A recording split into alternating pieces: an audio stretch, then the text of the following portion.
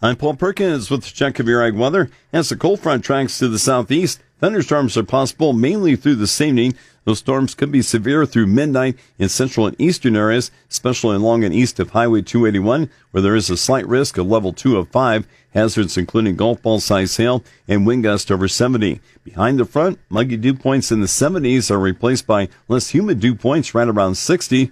A building ridge of high pressure over the western U.S. keeps it mostly dry for tomorrow through early next week.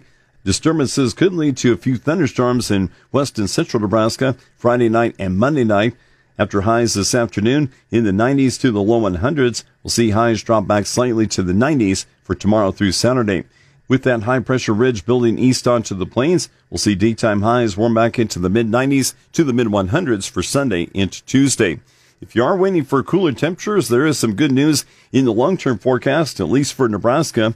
Nebraska and Kansas temperatures stay warmer than normal the early to middle parts of next week. Late next week through August 13th, Nebraska temperatures are likely to be cooler than normal, while Kansas stays warmer than normal. Above normal rainfall is indicated for Nebraska and Kansas Monday through August 13th, especially late next week through August 13th. Key weather factors driving the markets include hot weather for the Corn Belt before a cool break next week and drier weather across the northern plains and Canadian prairies. Hot weather covers much of the U.S. the rest of the week with 100-degree temperatures affecting portions of the plains and many low elevation locations in the west. Heat and high humidity persist across much of the south with temperatures approaching 100. The Midwest, though, remains mostly below stressful levels for reproductive to filling corn and soybeans, except in portions of the southwestern Corn Belt. Significant rainfall is focused across the Midwest and East, with 1 to 3 inch totals possible. Late in the week, drier air overspreads the Midwest. Only scattered rain affects the plains and Midwest, as well as in areas stretching from the western Gulf Coast to the Mississippi Delta.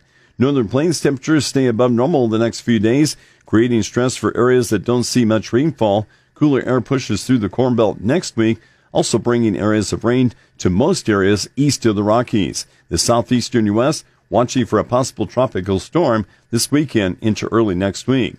Across the Canadian prairies, soil moisture continues to decline and is becoming critical for wheat and canola in the critical stages of reproduction and filling. Milder air moves in this weekend and next week in the Canadian prairies, possibly with areas of better rainfall, but the rain is likely to miss some areas.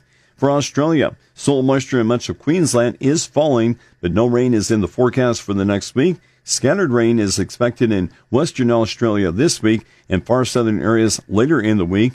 Much of Australia's eastern wheat belt, though, is likely to stay dry. With the check of your ag weather, I'm Paul Perkins.